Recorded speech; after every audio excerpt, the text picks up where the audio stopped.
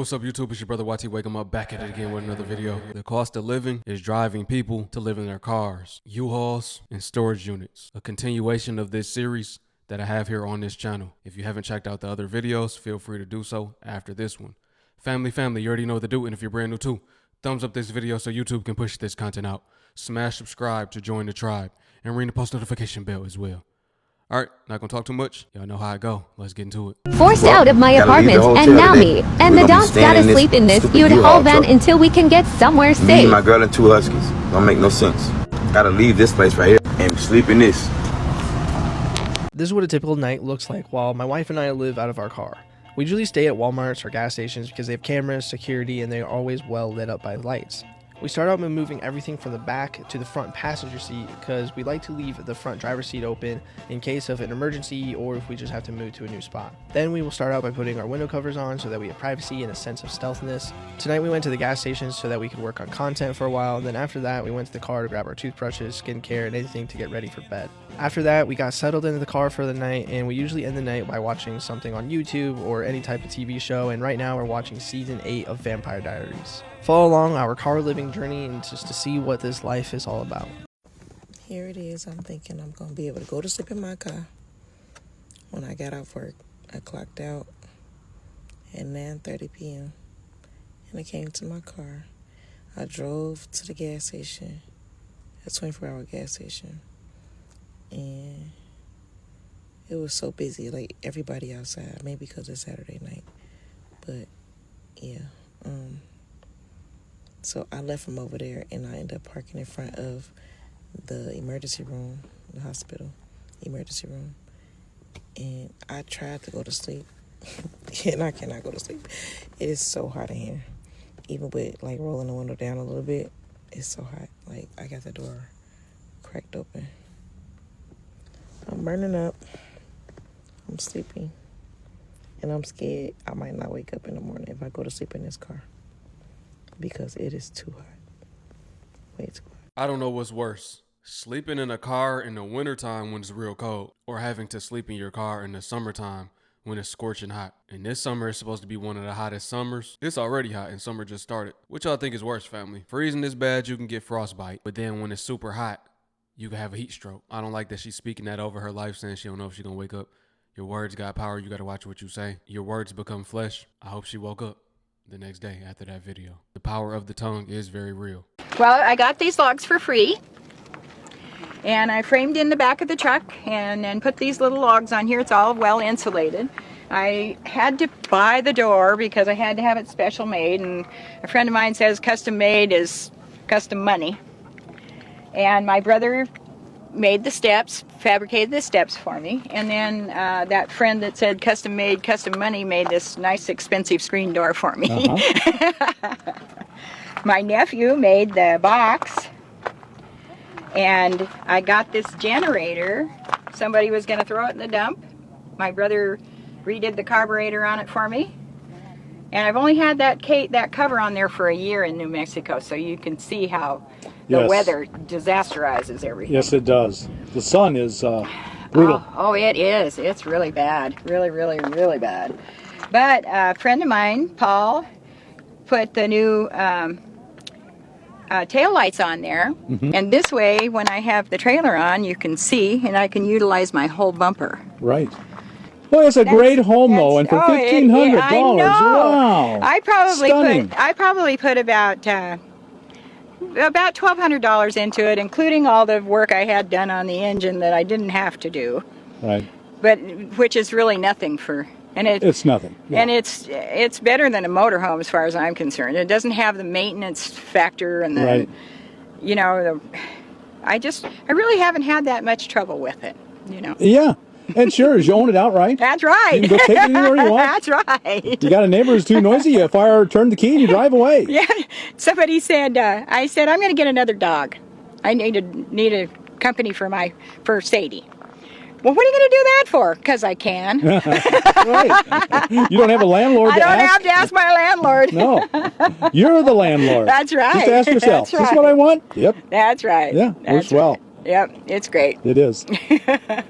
You sleep up over the cab. Yes. Right. Yes. And there's no storage under there because that's where the cab is. You know. Well, why don't we show people around while we're in Okay. here with some of the things All you've right. done and what you accomplished with it? We're in the living room. Yeah.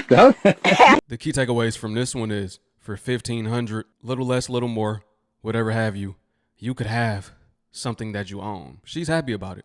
She said, I am the landlord. You got that right. She don't got to worry about paying $1,500 per month or $2,000 per month to have somewhere to stay. The earth is your turf. Once again, perception is everything. Would you consider her homeless or would you consider her a owner of her home? It's all about how you look at it. She's happy. If she's happy, I'm happy for her. Right now, it's about survival and getting out of survival mode. This is one way you can. I've been living out of my car for a couple months, and here are 5 things that I would not forget if you decide to take this lifestyle. Now, chances are, if you're living in your car, it's not by choice. So make sure you're following, because if you end up homeless, at least you can watch these videos and it'll help you out. Coming in at number 1 is definitely a strong mindset. There are going to be days where you just don't want to do anything. And without a strong mindset, honestly, I probably would just give up and just go back to what's comfortable, you know? Number 2, you definitely want to download iOverlander. The number 1 annoying thing about car camping, van life, is that you always have to find a place to park. iOverlander it's literally an app. You can see spots, see reviews, set spots, make your own reviews, and it's a whole community. This lifestyle's kind of lonely, so having that little sense of community, you got other people that also are in the same situation, kind of leave spots for you to stay at, it's just very nice. Without it, I would just be lost. Coming in at number 3 is a power source, especially with my job. I kind of need power. My MacBook dies every 3 seconds. I bought a power source from Best Buy, and it's just worked wonders. And it also powers the fan too when I want to give the car a break. Number 4, source of income. Now, my source of income, I own a real estate media agency, and it's been really great for me. But obviously, when real estate gets tight, having something else, DoorDash, Grubhub, Uber, anything you should buy when you just need some gas money or some food, definitely helps out a lot. And sitting at number 5 is definitely a weapon of choice. I've been approached by so many strangers here, just car camping. It's insane. Anyways, follow. People consider when you have an Audi, you got a Benz, you got a BMW, you're successful. People will see you in traffic and be like, some people that get jealous, like, man, I'm driving this and he got that. Some people really have jealousy in their heart and it'll make them mad to see somebody in a nicer car than them. But you don't know their situation. You wouldn't know that man is living in that car. You go into a house and you're complaining, and this man has to sleep in his. By choice, probably, but also we can't take away the fact that times are hard. So he has to do what he has to do. Even though he's in real estate, that does not mean anything because there's ups and downs with real estate. And clearly this is a moment of a down season for him. As somebody with a real estate media company, his company is also struggling as well. Real estate is in a bad state right now. Houses are not selling. Homes are sitting. We went from having low inventory or no inventory in some states to now it's too many houses and not enough buyers. People are not interested in buying right now. It went from being a seller's market to right now you could kind of say it's a buyer's market because they have options. But at the same time, they don't even have the capital, most people. The prices are way too high. Homes are not selling. So I'm sure his money is not what it used to be. He's at a low point. But from the outside looking in, they would never know. OMG, guys, I cannot believe I am doing this. I did a thing. Yes, I did a thing. I went ahead and moved into a storage unit. And of course, there is a bigger picture behind it. I definitely have a plan. But for now, we talking about living in a storage unit. So this first week has been crazy and kind of humbling as well. I had to go wash clothes at a laundromat for the first time in 12 years. And when I tell you that experience left me on the floor, I've had to take out my own trash, which is also crazy because I haven't done that in, let's say about 4 or 5 years. Every place I move to, they take out the trash for me, so I'm having to do everything on my own. However, it does let me know that I am stronger than what I thought. And as hard as it is to believe, living in this storage unit has actually given me a boost of confidence. I feel so much more determined. I feel so much more at peace. I do my daily devotionals every single night. I'm on night 9 as of now. And I know y'all have some questions for me, so let me get them out the way. No, I am not at the storage unit all day. I am not. I'm only there from 9 p.m. to 7:30 a.m. the next morning, so I'm not there all day. Somebody asked how I use the restroom. Well, as you guys can see in the previous clip, I do actually have a toilet. But I'm so grateful for this experience. Look at my car. It ended up having an issue, and I just got it fixed the next morning. This is the type of life I'm trying to live. Enjoy my journey.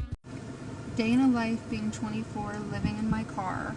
I woke up this morning and decided to wipe off the makeup that I decided to sleep in. I decided to open the pepper spray that I bought the night before floor with a dirty look on my face. Here's me washing my hands in the McDonald's bathroom. I did get really overwhelmed this morning with all of the clothes in my car, so I stopped at Walmart and I got some organization bags to get all of my clothes together because it was driving me nuts. Nothing was feasible. I couldn't move anything. I was just really sad, and I really wanted to keep everything off my mind, so that took hours. I did, however, end up going back into Walmart to get hair ties because I decided to get a Planet Fitness membership so I could finally shower and use the bathroom without having to go into sketchy bathrooms in the middle of the night. Here's a couple clips of me just in my Planet Fitness journey.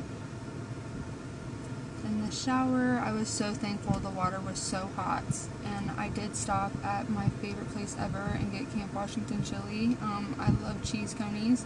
I am a Cincinnati chili girl. I live closer to the city, so just to keep my mind off things, I decided to go downtown and walk around for a little bit. I ended up walking a total of like 4 miles. It did not feel like it.